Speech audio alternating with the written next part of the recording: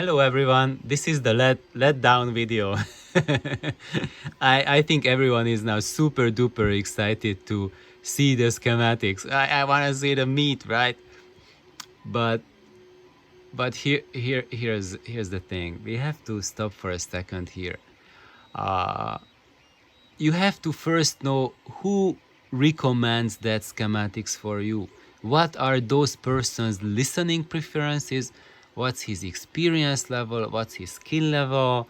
Does he have enough basis of comparison? Because if you look up online, you will find, I think, probably at least 200 or more projects where the person who posted that project will tell you this is the best thing they ever heard in their life.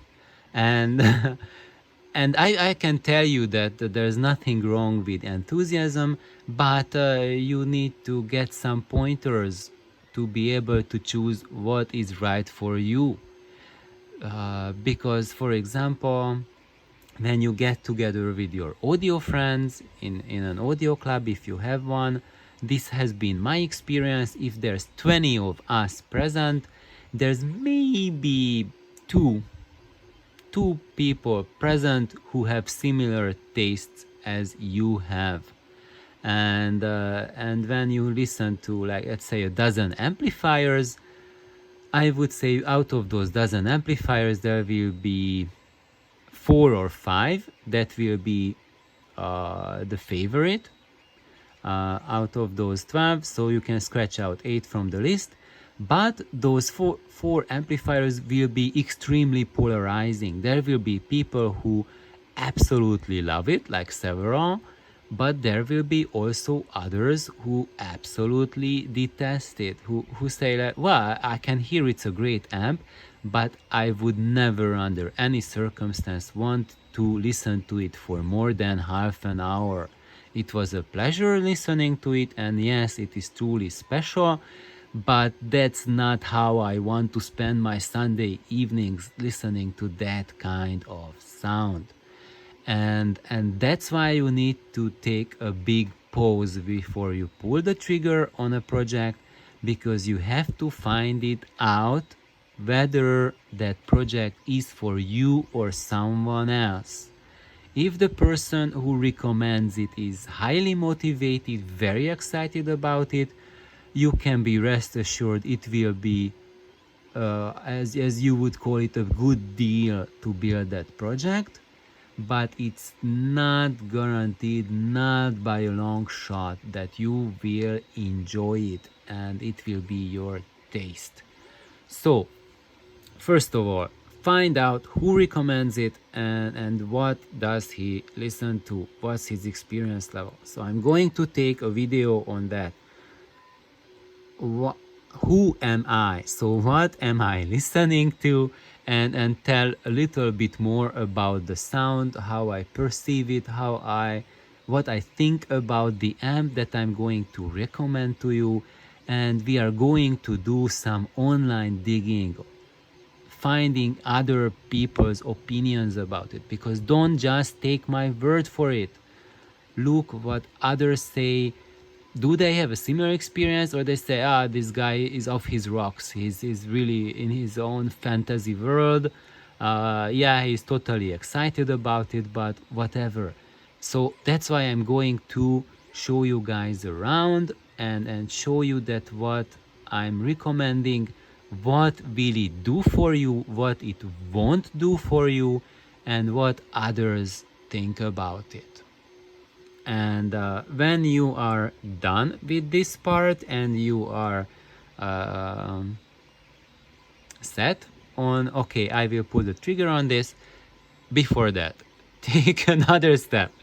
And these things, will it work with my speakers and will it work in my room? These are also crucial points. So building an amplifier is never just a project in itself. Audio is, I would say, all about the partnership between amplifier and loudspeaker and your room. These three have to be matched. So whenever you decide on a loudspeaker or amplifier, you have to choose them for your room. If your room is too small or too big for the project, it will not lead you to a satisfying result, because you will have issues which are well, which take longer time to solve compared to doing things properly. And of course, today we have band-aids. For example, we have room correction, DSPs, but as as uh, as Larry has said, it's easier to learn. So I don't know if you know who Larry is. Larry is the real hi-fi help channel.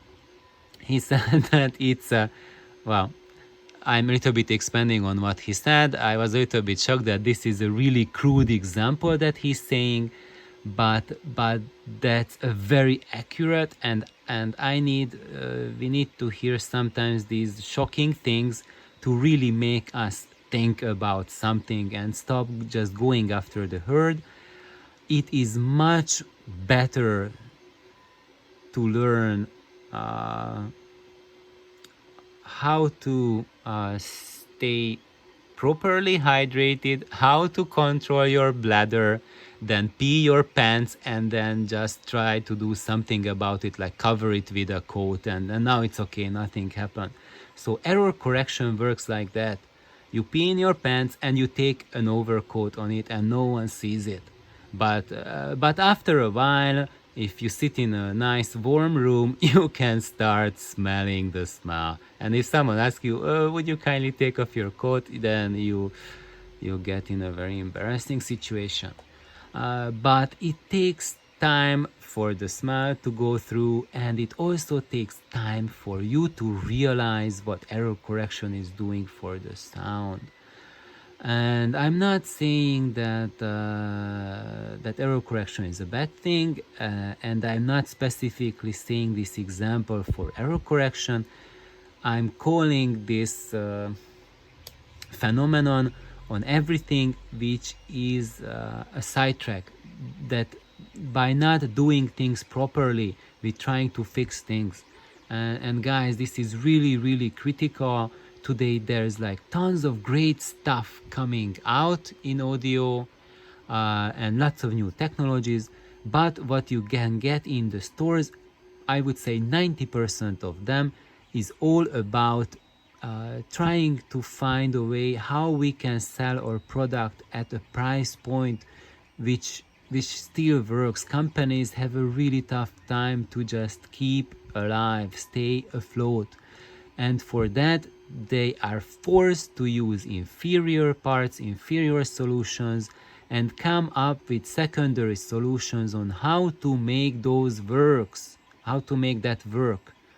And that's a I would say not a huge problem, but it's something that when you build something for yourself, you don't need to follow this road.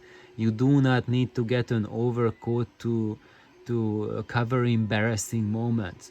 You can go about by making your design to not have these embarrassing moments, so you don't have to correct for it. And that's why it's really critical to get the right amp and right speakers for the right room. Of course, some people can reach fantastic results with using DSP and room EQ, but it doesn't work in every single situation. And you need really high quality equipment. Forget about buying a $100 device to correct your room and it will be perfect. That thing is, I would say, the mantra of showbiz. So when you look about product reviews and marketing slogan, of course they will promise you the stars. They will promise you heaven, just to, just so that you make your choice and buy that product. And then you buy it, it doesn't work. Next month they will show you something else that, no, this is a better solution. Yeah, of course it's better, but the true solution, guys, is to do things properly. And then if something doesn't work there, and you still need to use DSP to correct, if you need to correct, let's say, a tiny thing, you can, that correction might work actually. DSP might work if you need to make like tiny corrections.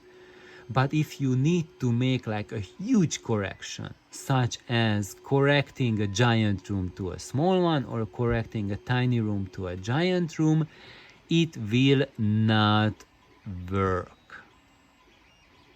So that's why try to go for a clean solution and do not plan for making a mess that you need to clean up.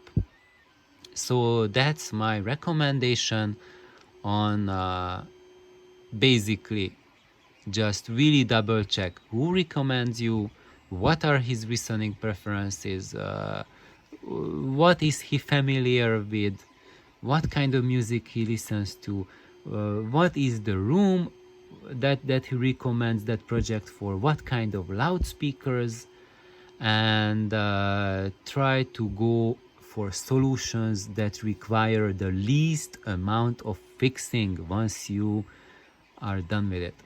So thank you for tuning in. Please like and subscribe, and we will continue. Bye bye.